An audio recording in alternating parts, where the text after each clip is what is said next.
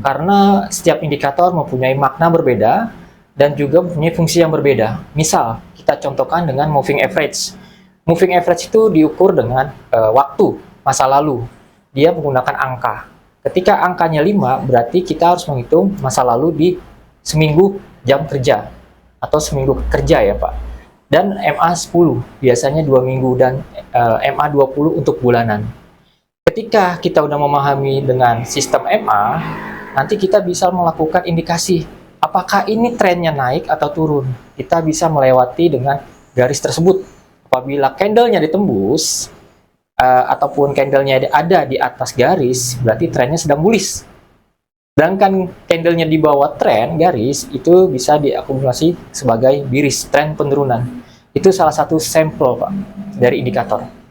Jadi indikator-indikator ini akan menggambarkan tren ya. Betul. Baik naik maupun turun ya. Tapi itu sekedar tambahan aja. Betul. Informasi tambahan untuk melihat momentum. Betul.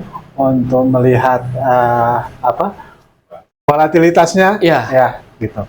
Nah, sekali lagi untuk trader baru, ya kan, untuk trader baru agar memahami ini semua, apa langkah yang bisa dikerjakan, belajar sekaligus terjun, Betul. gitu. Ya. Diwajibkan Pak, para trader harus mengetahui namanya pasar market seperti apa, karena tidak bisa diprediksikan oleh backtest ya atau masa lalu. Tapi untuk belajar kita boleh menyarankan backtest. Disarankan ketika market ini dalam keadaan masa depan ya Pak, harga tidak bisa diprediksi Pak. Jadi saya usahakan para trader pemula harus melalui namanya forward test. Dia harus mengindikasi harga mau kemana ini. Ketika dia benar, dia harus membuat catatan.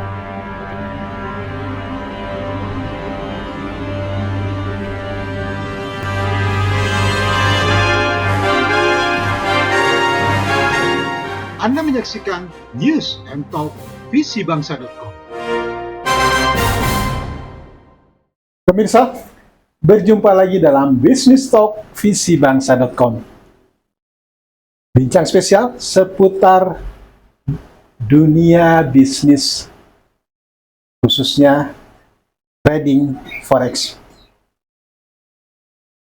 Dalam analisis teknikal trading forex, banyak istilah-istilah yang harus kita pahami, kapan menggunakannya, untuk apa, dan seterusnya.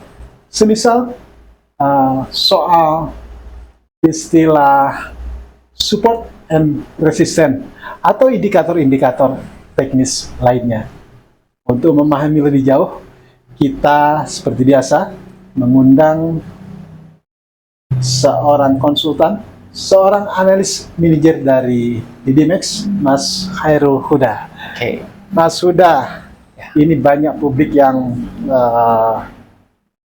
perlu memahami lebih jauh. Di sesi Anda sebelumnya sudah menyinggung sebagian soal indikator-indikator teknis atau soal level-level harga di mana kita bisa masuk, bisa keluar. Ya kan? Termasuk juga Anda sempat menyebut soal resisten dan soal support. Bisa nggak dijelaskan? Resisten dan support itu kan, kalau dalam bahasa Indonesia support itu dukungan. Apa sih yang dimaksud dukungannya itu? Oke, terima kasih. Untuk penjelasan teknikal yang tadi dijelaskan oleh Bapak, resisten dan support, sebenarnya dari bahasa trader dan bahasa ini agak berbeda ya Pak ya. Kalau dari bahasa trader, dengan cara kita menganalisa, support itu adalah batas bawah. Seberapa kuat dia menembus batas bawah itu, dan dilihat dari backtest apakah ada acuan dari batas tersebut. Nah, itu biasanya kita tandai dengan support. Dan sebaliknya Pak, kalau misalnya resisten itu batas atas, maksimal pergerakan yang udah ada harga tertinggi di harga sebelumnya. Nanti kita dapat acuan, ternyata di harga sebelumnya batas tertinggi sekian. Nah, kita bisa menyebutnya resisten. Mungkin seperti itu gambarannya. Itu kan gambaran harga ya? Betul. Gambaran harga, batas atas, dan batas bawah. Dan batas bawah. Ya. Gitu. Nah, kalau kita ingin mendapatkan gambaran kan sama saja seperti perdagangan lainnya. Betul. Ada demand, ya kan? Baik. Nah, apa yang bisa menggambarkan ini permintaan lagi besar ini sehingga harga bisa naik gitu misalnya. Oke, permintaan dan penawaran sebenarnya itulah hukum dagang ya Pak ya. Ya. Kita bisa memprediksikan dengan membaca candlestick. Nah, candlestick ini adalah basic pengetahuan bagi para trader yang ingin terjun. Nah, dari candlestick ini, itu banyak sekali data-data di situ Pak. Kekuatan buyer sampai mana, kekuatan seller sampai mana, itu yang akan mengakibatkan supply and demand. Biasanya, indikator untuk mengetahui supply and demand, kita harus membaca teori candlestick. Ya, rata-rata itu menggunakan bullish engulfing ataupun bearish engulfing. Nah, bisa nggak digambarkan dengan penjelasan support and resistance tadi? Batas atas permintaan, batas bawah permintaan bisa juga bisa dilihat seperti itu? Bisa dijelaskan. Case-nya seperti apa misalnya? Case-nya harus dari grafik ya Pak ya. Nanti kita akan jelaskan base case by case di grafik chart. Nanti saya akan jelaskan secara detail. Kali ini kita akan menjelaskan tentang indikator. Nah, indikator ini adalah suatu analis yang berupa data yang sudah disediakan oleh beberapa aplikasi ya, terutama TradingView ataupun MT4 dan MT5. Saya akan menjelaskan pengertiannya terlebih dahulu ya, apa itu moving average. Kalau misalnya di indikator tulisannya seperti ini ya, moving average. Oke. Pengertiannya adalah moving average adalah indikator teknikal populer yang digunakan dalam trading forex untuk menghaluskan perubahan harga di pasar forex dalam waktu kurun tertentu. Nah, indikator ini biasa dihitung dengan mengambil rata-rata harga. Biasanya harga penutupan selama periode yang ditentukan dan kemudian diplotkan dengan garis pada grafik harga. Ada beberapa jenis moving average ya. Yang pertama adalah simple moving average atau disebut SMA. Ada juga exponential moving average atau EMA. Ada juga weighted moving average atau WMA. Nah, kali ini saya akan menjelaskan terkait exponential moving average. Kita akan langsung ke indikator ya. Nah, indikator di mana ya? Kalau misalnya di TradingView, kita udah disediakan ya berupa nama di sini. Kita tinggal klik aja. Lalu kita klik moving average. Nah, kita akan memakai namanya moving average exponential atau disebut EMA. Oke, kita klik. Nah, di sini adalah standar angka yang disebut untuk berapa sih yang baiknya kita menilai angka EMA itu. Yang pertama di sini adalah length 9, biasanya 9 hari ke belakang, 9 hari kerja ya. Nah, ini kita akan melihat pergerakan terkait 9 hari ini akan ada pergerakan. Ini adalah garis tren dari EMA 9. Ini adalah tujuan kita memprediksi harga. Apabila harga menembus harga candle dan dia ada di atas, dia akan tetap bullish. Dan apabila candle ini di break dan harga candle itu di bawah garis, dia akan bearish. Ini adalah salah satu tujuan utama untuk membantu prediksi harga. Dan ini hanya alat bantu ya, jadi jangan terlalu kita pesimis bahwa semua technical moving average yang indikator itu 100% kebenaran. Ini cuma tambahan data. Biasanya moving average itu dapat digunakan berbagai tujuan dalam trading. Misalnya, dia akan mengindikasi tren. Nah, di sini trennya naik dari bawah ke atas. Dia selalu naik. Nah, ini trennya lagi naik atau dibilang bullish. Dan sini benar-benar sangat strong up. Dan juga biasanya juga memprediksikan harga turun. Misal contoh. Nah, di sini ada harga turun. Ketika di breakout candle dan candle itu ada di bawah garis MA, dia akan melanjutkan penurunan. Nah, ini kita juga bisa menentukan support and resistance, dan ini ada keterkaitannya dengan judul kita. Biasanya EMA ini sangat berpengaruh untuk indikasi harga market, tapi lebih baik lagi digabungkan dengan beberapa EMA. Jadi harus ada dua EMA untuk cross line ataupun harga atas wajarnya seperti apa. Nah, misalkan kita akan menginvestasi MA 20 ataupun MA 50. Contoh, kita ambil rata-rata di MA 50. Oke. Dan dia akan bergerak jauh sekali. Tadi dempet ya 9, di dempet sekarang 50 dikasih range jarak. Nah, kalau MA 50 semakin besar jangka waktu atau lengthnya MA tersebut, maka trennya juga semakin panjang. Misal, di sini ada breakout candle yang ditembus oleh garis MA. Kita tandain ya. Oke. Ini. Yang ditandain ini adalah breakout. Ditembus, ketika ditembus, kita bisa memprediksikan harga. Nah, ini harga udah trend bullish dan dia tidak mampu breakout atau tembus ke bawah sehingga melanjutkan arah ke atas. Inilah salah satu technical indikator dengan menggunakan MA. Jadi pertimbangannya sangat penting ya teman-teman ya. Meskipun moving average ini adalah indikator bermanfaat, untuk diingat bahwa indikator ini tidak pernah sempurna. Jadi harus digunakan dengan indikator lain ataupun teknikal lain. Selain itu, periode MA sangat berdampak sensitivitas indikator terhadap perubahan harga. Misal dari lengthnya 9 ataupun 20 dan 50 itu sangat berpengaruh. Semakin besar yang kita pakai, tren yang akan ditembus juga semakin panjang. Nah, biasanya di sini kita harus melakukan namanya analisis terlebih dahulu ya. Ketika udah di break, apakah dia akan lanjut penurunan? Tidak, ternyata dia bisa koreksi juga. Jadi ini tidak sempurna ya. Harus ada beberapa tambahan teknikal ataupun fundamental. Kesimpulannya, moving average adalah indikator teknikal yang penting untuk membantu trader untuk mengidentifikasi tren dan support dan resisten dan membuat sinyal-sinyal trading. Namun penting untuk menggunakan moving average bersama dengan indikator lain dan technical analysis lainnya serta mempertimbangkan periode MA yang dipilih dengan cermat. Jadi harus pertimbangan beberapa poin. Jangan tiba-tiba kita mempunyai asumsi-asumsi yang di luar prediksi karena market itu dinamis sedangkan indikator adalah teknis. Jadi kita harus menggabungkan semua analisa itu lebih baik. Mungkin dari saya penjelasannya cukup sekian. Apabila ada pertanyaan bisa segera dihubungi ke nomor admin. Terima kasih.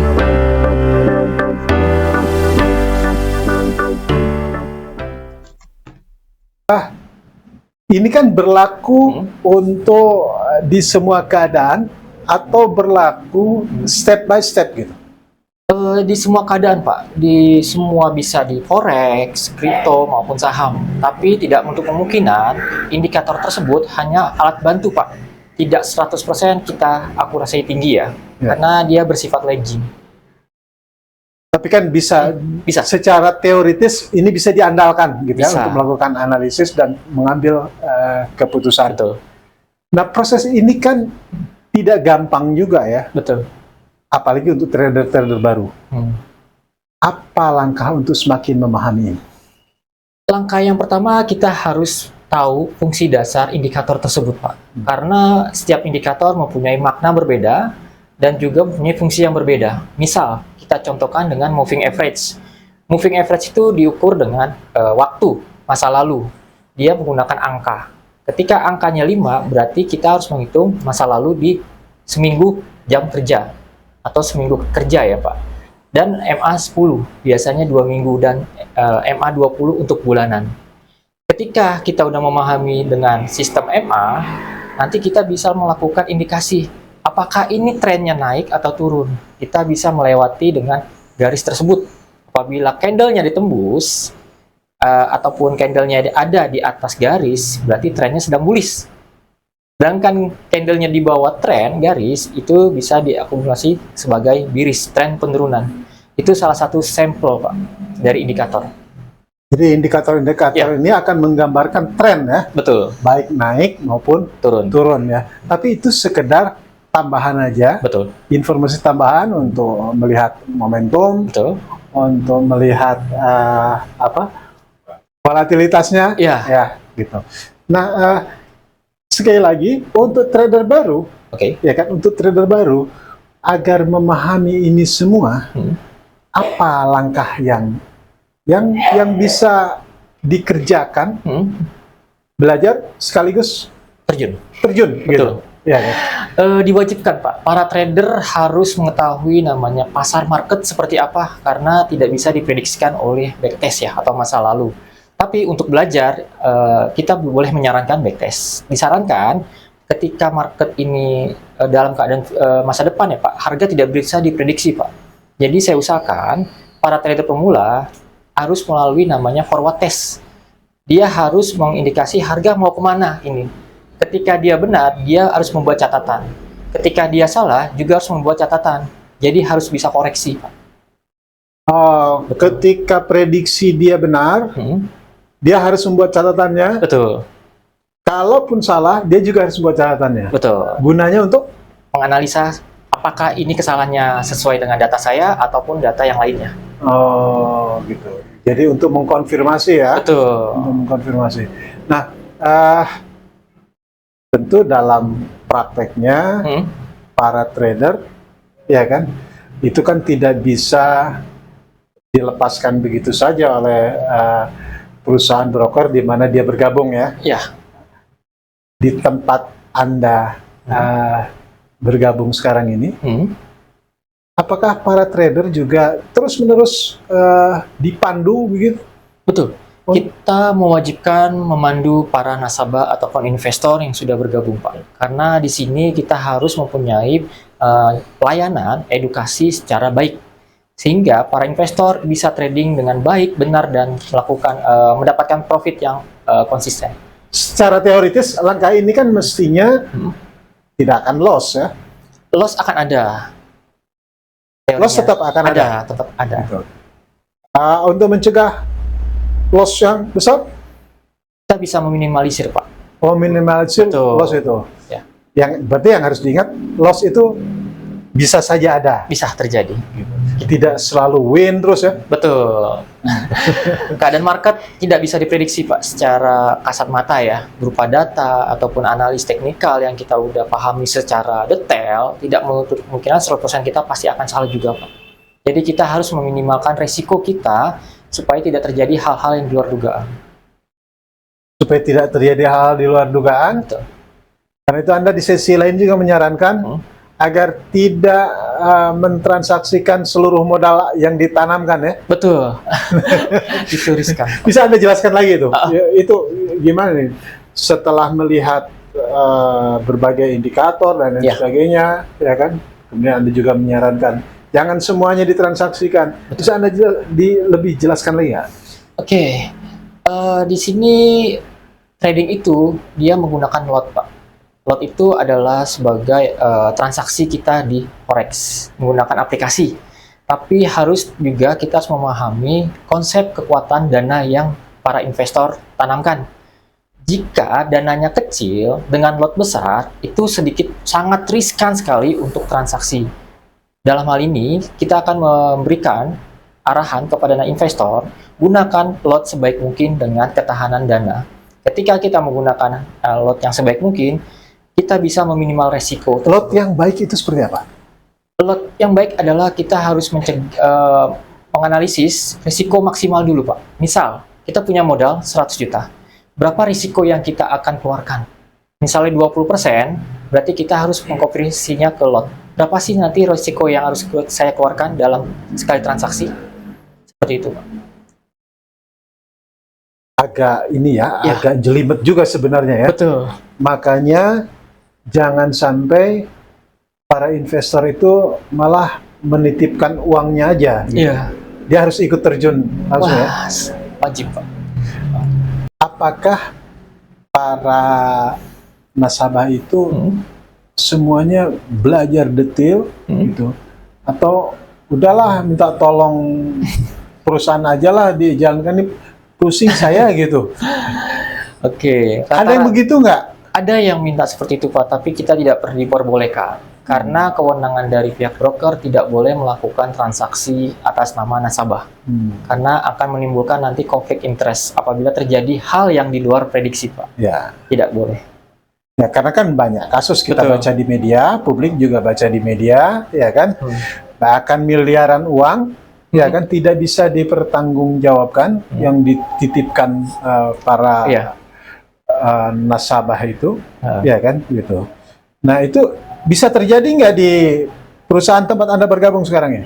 Sebenarnya tidak bisa terjadi, Pak, karena tidak mempunyai kewenangan dari batas tersebut. Kalau misalnya yang tadi Bapak ceritakan, memang para investor itu kurangnya literasi, Pak. Dana yang dititipkan dengan satu orang ataupun dikumpulkan dalam kelompok lalu dititipkan di satu rekening orang, itu akan bahaya, Pak. Karena apa? Tidak ada regulasi untuk menitipkan dana dan pembagian hasil secara personal. Kecuali memang dia mempunyai regulasi bagus, Pak, yang udah lindungi oleh OJK, yang udah ada namanya persetujuan. Seperti perusahaan-perusahaan di luar negeri yang manajemen investasi. Nah, itu diperbolehkan. Tapi di Indonesia sepertinya belum ada. Belum ada ya? Betul. Manajemen investasi itu belum main lah di Indonesia ya? Betul. Aturannya juga belum ada. Jadi jangan coba-coba Titip dana. masuk ke situ ya? Iya, titip dana. Karena kan akhir-akhir ini ada misalnya menitipkan sekian miliar, bahkan puluhan miliar, ya kan? Ya ternyata loss, ya kan? Yang mengelolanya hanya minta maaf saja gitu. Oke, betul, itu dia. Ya, itu tidak mungkin terjadi kalau di perusahaan broker yang di bawah Bapepti ya. Karena itu bukan perorangan ya. Betul, kita emang tidak boleh diwajibkan untuk titip dana, dilarang. Jadi misalnya saya udahlah saya nggak bisa nih pening, Mas Huda, titip saja uang saya, diterima nggak sama perusahaan Mas Huda? Tidak boleh, tidak akan terima. Tidak ya, Iya. tidak bisa begitu ya. Tidak boleh. Oke, baik. Berarti kan pilihan-pilihan ini, karena kan ini plus minus di perkembangan dunia digital ini kan banyak. Gitu. Ya, informasi yang tiba-tiba memberikan ini bisa dikelola keuntungannya sekian, tiba-tiba publik harus hati-hati, betul, ya kan, gitu. Nah, sudah ini paruh terakhir, ya. Di perusahaan tempat Mas sudah bergabung, ya kan? Apa sanksi yang diberikan? Ini kan banyak orang juga. Banyak agen-agen, ya kan? Banyak sales. Betul. Jika terjadi misalnya ada case orang menitipkan modalnya, ya kan, kepada sales dari perusahaan yang tempat Mas sudah bergabung, sanksinya apa? Apakah ini akan melibatkan perusahaan atau perusahaan dengan tegas terhadap orang-orang atau stafnya yang melakukan seperti itu? Apabila sales itu udah dinaungi sama PT ya Pak, ya atas nama dasar PT, itu biasanya PT yang akan disalahkan. Karena dari regulasi sebenarnya tidak boleh sales menawarkan produk titip dana ataupun yang ditradingkan. Itu dilarang sama perusahaan. Nanti hukumannya ya mungkin satu, yang pertama dipecat, yang kedua apabila nasabah nuntut akan ke jalur hukum. Itu yang kita hindari dari hal-hal seperti itu. Dan itu dijelaskan sejak awal ya. Betul. Ke para calon-calon investor, kepada calon nasabah. Ya. Oh, itu dijelaskan ya. Dijelaskan dengan pasti. Oke, terima kasih Mas Huda. Sampai berjumpa dalam sesi-sesi lainnya. Pemirsa, nantikan sesi menarik lainnya seputar analisis, seputar telaah dunia trading forex hanya di visibangsa.com dalam bincang spesial Business Talk Visi Bangsa. Wassalamualaikum warahmatullahi wabarakatuh. Waalaikumsalam.